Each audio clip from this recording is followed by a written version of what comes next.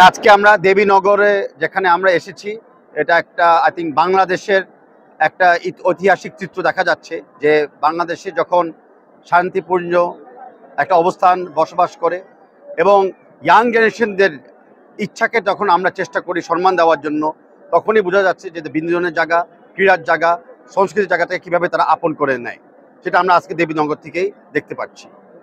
আপনারা শুনেছেন আমাদের স্থানীয় এমপি সাহেবের থেকে, হারুন রশিদ সাহেবের থেকে, আর তার পাশাপাশি আপনি আগেও শুনেছেন আমাদের অ্যাক্টিং চেয়ারম্যান তারেক রহমান সাহেবের থেকে, যে বিএনপি আগামীতে প্রমিস করতেছে, কমিটমেন্ট দিচ্ছে যে সরকার গঠন করতে পারে তাহলে প্রত্যেকটি স্কুলের কারিকুলামের ভিতরে ক্রীড়াটাকে অন্তর্ভুক্ত করে নিবে। কারণ আমরা বিশ্বাস করি যে ক্রীড়া এবং স্কুল জগতে এটা একটা ভালো সমাজ গড়ে তোলার জন্য এর কোনো বিকল্প নাই। সেটা হবে আমাদের আগামী দিনের কমিটমেন্ট এবং প্রত্যাশা।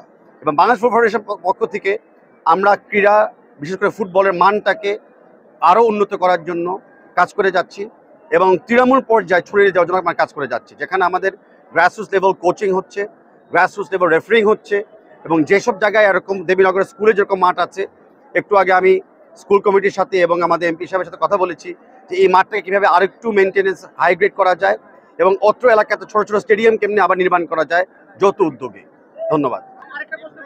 স্থানীয় পর্যায়ে যে আয়োজিত সব ফুটবল টুর্নামেন্টগুলো অনুষ্ঠিত হচ্ছে, এটাকে কেন্দ্রীয়ভাবে কিভাবে সহায়তা করা যায়?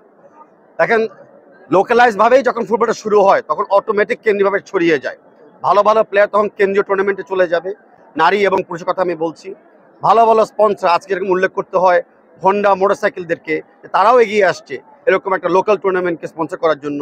এভাবে আমি মনে করি যে ভালো ভালো ছোট ছোট টিম থেকে প্লেয়ারদেরকে নিয়ে আমরা কেন্দ্রীয় টুর্নামেন্টগুলো করব। কেন্দ্রীয় টুর্নামেন্ট থেকে আমরা ন্যাশনাল টুর্নামেন্টে চলে যাব। এটা হবে আমাদের ল্যাডার অ্যাপ্রোচ। আমি বিশ্বাস করি যে কোনো না কোনো একদিন এই চাঁপাইনবাবগঞ্জের মাটির থেকেও আগামী জাতীয় দলের প্লেয়ার আমরা বাছাই করে নিতে পারবো।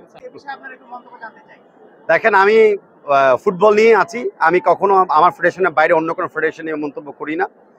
তো আমি ফুটবল জগতেই এখনো আছি, যেখানে আমি বুঝি, অন্য কিছু আমি জানি না। Thank you. আমি ফুটবল ফেডারেশনের পক্ষ থেকে বলতেছি যে তৃণমূলের খালি খেলোয়াড় না, তৃণমূলে যারা কোচেস আছে, সংগঠক আছেন এবং তৃণমূলে যারা রাজনৈতিক বৃন্দরা আছেন, সবারই অবদান আছে এই খেলাটাকে ছড়িয়ে নেওয়ার জন্য। সবারই অবদান আছে ভবিষ্যৎ প্লেয়ারদেরকে পাইপলাইন ক্রিয়েট করার জন্য।